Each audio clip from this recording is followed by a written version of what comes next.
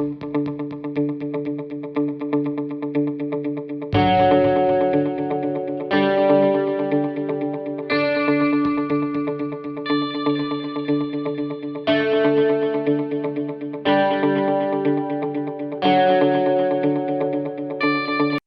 everyone, welcome back to Australian Rotary Health's podcast called The Research Behind Lift the Lid. I'm Jessica Cooper, and joining us today on episode 58 is Professor Melissa Green from the University of New South Wales. Melissa was awarded an Australian Rotary Health Mental Health Research Grant from 2017 to 2018 for her project called Determinants of Risk and Resilience in Maltreated Children using Multi-Agency Administrative Records, a population record linkage study. More broadly, Melissa's research uses methods from epidemiology, neuroscience, and genetics to understand life course risk for mental disorders. She's particularly interested in how stress and other social determinants of health increase risk for psychosis via biological or other mechanisms that may be observable in early life. So welcome to the podcast, Melissa. It's nice to see you. How's everything been going for you lately? Thanks, Jessica. I'm very well, thanks. And we're at a very exciting stage of our research at the moment, with the third wave of linkage having recently been completed. And so that means we've now got longitudinal data for this child cohort up to age 18 years. And that's really important for us in terms of being at a stage where we'll be able to see how our earlier profiles of risk or resilience are playing out in those adolescent years in terms of the emergence of mental disorders. So we're busily cleaning the new data and planning our priorities for analyses, but overall very excited. Yeah, that sounds very exciting. It'll be interesting to hear how all that goes. I know that, early intervention is something that Australian Rotary Health really holds dear. And you may have heard that we're actually switching our research focus now to the mental health of children aged between 0 and 12. So since this is an area of interest for you, to start off, would you like to tell us why it might be important to look at early life experiences when considering the trajectory of mental illness? Sure. Yeah, and a good move with your funding, I'd say. We know that the early years of life are when the brain undergoes the most rapid period of development, and that's when adaptive neural pathways are formed. So in other words, it's a crucial time for the brain and its wiring to support specific cognitive, emotional, and physical abilities that set the foundation for lifelong learning and social behaviour and health. And so those early years are critical to that development of skills that support those capacities. They're capacities like just getting along with others and self-regulating, responding adaptively to the environment. And importantly, those early years, in those early years, the experiences that a child has plays a huge role in shaping the brain. And experiences can have genetic effects even in terms of silencing specific genes and therefore influencing the way the brain develops. And many studies show that stress can permanently damage those brain developmental processes. So it's important that we do continue to understand how to promote the healthy development of all children during those early years to support their later mental health and well-being. Yeah, absolutely. And your research project looked at the records of maltreated children to observe some of the patterns that there might be regarding risk and resilience. Could you tell us what your overall aims were with this research and what the study involved? Sure. Well, resilience has certainly become a bit of a buzzword in the community, and we do vaguely understand it as the capacity to respond favourably to adversity. But it's too often thought of as a thing that people have or don't have. You have resilience or you don't. And I think that's problematic because it's more likely that we all have capacity for resilience, but that it emerges over time as a way of responding to the environment that's influenced by a range of things, individual, family, and contextual factors that would have different impact along the life course. And so given that children that are exposed to early maltreatment are generally reported to have poor health and social outcomes, including a strong likelihood of getting mental illness later in life, this particular child population, those who are known to child protection services, is one that all Australian government agencies are keen to assist to develop resilience, but we really know very little about how to promote resilience in those children. So in this study, we decided to focus on children who had been in contact with the child protection system to try to understand, firstly, what proportion of them showed a developmental pattern of resilience in those early years of life. And secondly, if we could find children showing resilience to adversity, what kinds of things distinguish those children who show resilience after experiencing some level of adversity.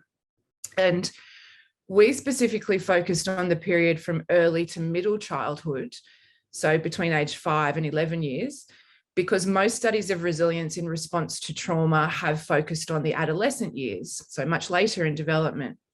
But we had available measures of social, emotional, and cognitive functioning at 2 time points for these children, when they were age 5 and beginning school, and when they were age 11 finishing primary school. And so using those assessments in around 4,700 children, we looked at their functioning over time during that period to determine whether any children were looking quite good, that they've resilient functioning after that adversity. Yeah, okay. And yeah, so what sort of findings came out of this research? Well, one of the most heartening findings was that a significant proportion of these children who were known to child protection services showed a profile of resilience, and that was around 65% of them during that transition between starting primary school and finishing primary school. They were doing okay. And so to drill down on that a little more, there were 54% of the kids who actually showed a profile of stress resistance, meaning that they scored in the typically developing range at both time points. It's as if these children just seem to coast along as normal, despite being known to the child protection system. And then there was a smaller group of kids, that was around 13% of the population, who showed a profile that we called emergent resilience. And that's because they did show some level of vulnerability at the first time point when they began school at age 5. But by the time they were 11 years old, they seemed to have caught up to where they should have been in terms of their emotional and cognitive development. They were now scoring in that typically developing range, despite having had some level of adversity in those years. And when we went further then, as I had mentioned, that our aim was to find out, are there any resilient children? And if there are, what's distinguishing them from the kids who are not showing resilience? We did find some distinctions, but we also found some common factors associated with either of those resilience profiles. And the common factors were that girls were more likely to be resilient, and that children who showed personality characteristics of being open to experience and extroversion, they were also associated with both resilience profiles. And I guess when you think about personality styles like that, they're of course a reflection of the way the child approaches the world and their capacity to integrate experiences and cope with their emotions.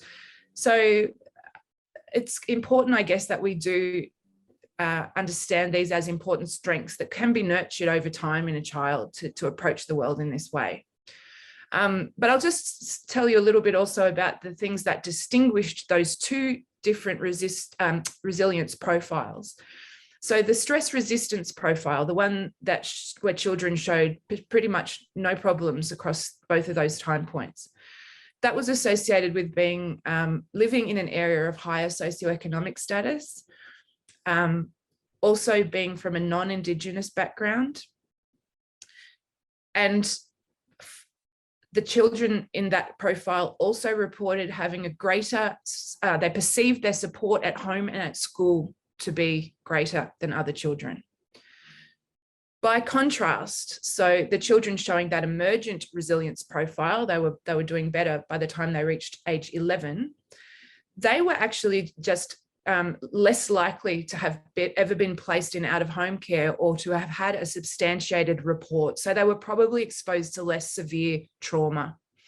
And that was in addition to the things I've already mentioned that were shared by the profiles, being a girl or having these personality characteristics of being open to experience or being extroverted. Yeah, it's very interesting there, and seeing the distinction. But I guess it's also very hopeful in the sense of having that emergence resilience as well. So it's not like these people aren't going to have resilience ever, but they might develop that later down the track. Correct. Exactly. I think it's a really positive and hopeful finding. Yeah, absolutely. And what kind of implications do you think that this research may have for children's mental health and well-being in the future? Well, first, I do want to stress that the findings need to be interpreted with consideration of the limitations of these kinds of data, this linked population data. Obviously, this method has a lot of advantages, but there are some obvious limitations because we haven't been able to interview these children. Their identity isn't known to us when you do this kind of work. So we're just simply not aware of some of the factors that could be playing into their resilience, such as the quality of their relationships with their parents, their carers, or their teachers or friends. And we don't know about their specific living circumstances. For example, are they living happily with both parents, or are they split between two households? And so just wanted to provide that context before we launch into what this means, because there are several things we just don't know from this research. But if we're thinking about what this means, obviously at an individual level, I've talked about a child's personality style that's developed in those early years as seemingly playing a role here in contributing to their positive outcomes in the face of adversity. And so while a personality style is typically thought of as something that's intrinsic, they really are brought about by a combination of inherited and learned behavior. So I do believe it's still important to promote those kinds of qualities, those ways of approaching the world in very early childcare settings and interactions with caregivers at a very early age. The other thing, obviously, that came out was ensuring that a child feels supported in school and at home as something that can promote resilience. But I also wanted to add that on a theoretical level, these findings suggest that we shouldn't assume, as is sometimes assumed, that resilience is a trait that you're born with or not. The fact is that all humans are built to adapt. The brain will continue to wire itself according to your experience over your whole life course. And so we do need to think about ways of promoting resilience in the population at all stages of life, but especially in these early years. And if we can ensure that vulnerable families have supports, appropriate supports for their needs at these critical periods, things as simple as having access to stable housing and early education programs, that would contribute to building resilience in every child to set them up for dealing with the challenges that they will face in their lives. And then finally, remembering that all of the kids in this study were known to child protection services, and they had various levels of adversity. Some had just had a report that was deemed not really significant, others put in out of home care. But the fact that 65% of them showed resilience in childhood suggests that potentially psychological challenges might even contribute to the development of resilience. And I mean, you can think about that just as the immune system responds to challenges to build up immunity, to biological immunity to certain conditions. Maybe that's how the psychology works as well. And so the exciting thing about that is just because a child is exposed to some level of adversity, we shouldn't assume they are just headed down a negative path and a lifelong trajectory of poor health and well-being. Yeah, that's so interesting. And yeah, it'll be interesting as well to see, because you're continuing this research now with the older, the kids being older, the same group as well. Yes, exactly. Yep, we can follow them up now to see these signs of resilience that we can see here. Hopefully it carries through to their adolescent years, but it will depend on what's happening in the intervening period. If they're still being exposed to abuse, well, then potentially this sign of resilience, we'll just see what it does. I still think this is hopeful. We really didn't expect 65% of the population to show the resilience. Even the Child Protection Services representatives that we were working with were also surprised and really happy about it. Yeah, well, yeah, it'll be definitely interesting to see what findings come out of that further research. Yeah. And do you have any other publications that are in the works at the moment for this research that you've recently completed? Well, definitely because of that new wave of data being available now, we are planning to follow up to see whether these early signs of resilience have carried forward into adolescent mental health and other outcomes. See, we can also investigate how the children perform in their educational assessments, on their NAPLAN assessments at school, but also broader social outcomes such as whether they have been in contact with the police or the justice system, because those are all things that feed into poor health outcomes at the end of the day, mental health especially.